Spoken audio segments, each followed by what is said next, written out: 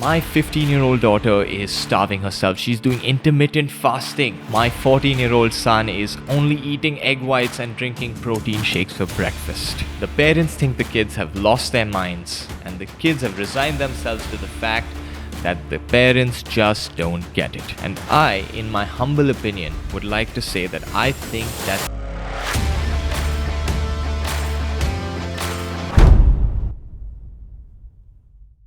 Do you have a teenage child that's getting increasingly obsessed with their looks? Probably spending countless hours in the gym, trying every fad diet out there, and this behavior is getting more and more worrisome to you? Well, then if so, this video is for you because we are discussing body image issues, particularly those faced by teenagers. My name is Ron Parajpe and this is The Overcorrection. So why am I talking to parents of teenagers?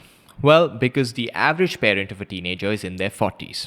They haven't been teenagers for over 2 decades now, while I was a teenager a mere 11 years ago. I actually caught the early waves of social media influence and obsessive fitness culture being portrayed there in my late teens, and I actually saw its effects in my own life, and that's something that parents of most teenagers can't really relate to in any way. So now, as an adult, I am channeling the remnants of my youth and humbly trying to explain to parents how they can better understand their teenage kids. Let me paint you a picture. Your 14-year-old son or daughter comes home from school because they were being bullied for being too fat or being too thin.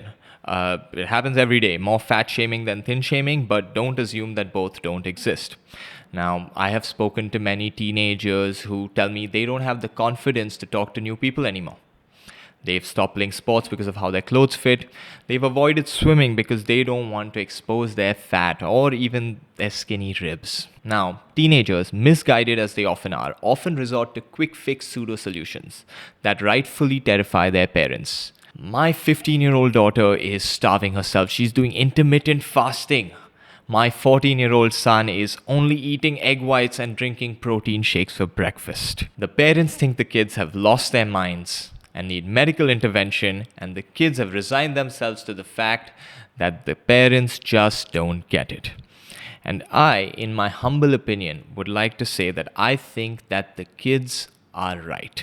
Not about how they are dealing with the problem, but about the fact that the parents don't get it. And I do not often see the parents making an effort to look at the problem from the child's point of view. Rather, I see them trying to impose their own point of view on the child. They will try to explain to the child that everyone is different and everyone has different bodies and not to let other people bother them. Meanwhile, try to eat a little healthier and do some exercise, and all this stuff won't bother you when you grow up. Trust me. Now, albeit this is a far more mature, well thought of and healthy point of view, but unfortunately, it is not one your child will listen to. Metaphorically pulling your child's cheek and telling them they are perfect will simply send your kids one message.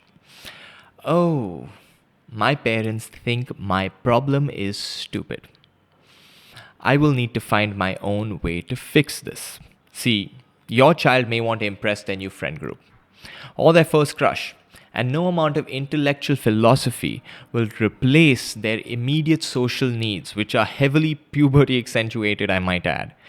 And so if you don't understand this, you will lose the ground on which your child needs to have this conversation. And then their child will be left to the ruthless mercy of terrible social media advice and other bad influences. So let's discuss one example of a weight loss goal, which I have seen a lot, as I'm sure you have too. This is something that no one has told teenagers for some reason, and I think they need to hear it. If your child weighs 53 kgs and he or she believes they need to reach 50 kgs to look good, before you freak out, ask them what they mean by look good. You will usually get some answers about losing belly fat, losing love handles, and looking good in a swimsuit. Then ask them what they think they should do about it. They will cut out all sugar, and they will do endless cardio, and they will spend hours on the treadmill, and this will last for a week, and it will end in a late night binge of Lay's and Oreos, followed by a mildly depressive episode, a repetitive cycle of which can lead to a variety of eating disorders and several joint and other health issues.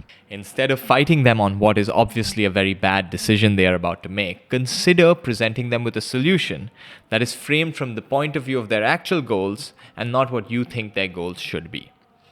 Tell them that there is a way that they can lose belly fat lose the love handles, look good in a swimsuit without adjusting calorie consumption at all. But there is a catch. They do not have to lose 3 kgs of fat, but rather put on 2 kgs of muscle.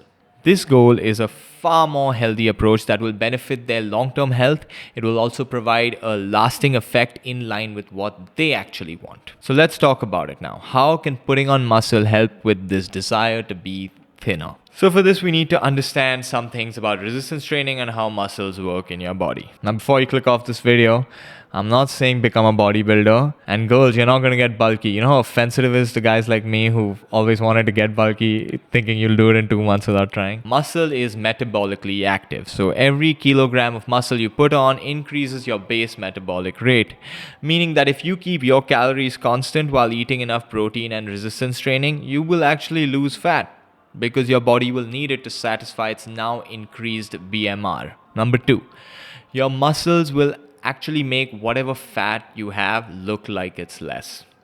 See, that's what we want, right? Weight is just a number that people are misguided into following. No kid actually cares about how much they weigh. They just correlate it with how they look. An improper correlation, I might add. I want to remind everyone that Usain Bolt in his prime weighed 92 kilograms. And number 3, finally, the best way to stay in shape long term is to have healthy joints and to be able to use them without fear of injury. Good resistance training is the foundation of this. Endless cardio without resistance training will lead to short-term weight loss, but inevitable injuries followed by long periods of inactivity and subsequent weight gain. These are the types of things your child needs to understand. And education around health is foundational in our generation and certainly in subsequent ones. There are many simple things that you can do to help your children achieve their goals in a way that improves their health. So many that it would be pointless for me to enumerate them. But also it is important to remember that they always start with an understanding of your child's own unique goals. If you have any questions about this, please leave them in the comments. This is something that I am very passionate about. I think it is important that we support the goals of young people and bring them in line with what is healthy rather than trying to impose what we want for them onto their minds. If you like videos like these, if you think this is important, if you have any questions about this subject, please leave them in the comments below. Otherwise, like this video, subscribe to this channel. And once again, this is The Overcorrection. I am Rohan Paranjpe. Thank you for watching.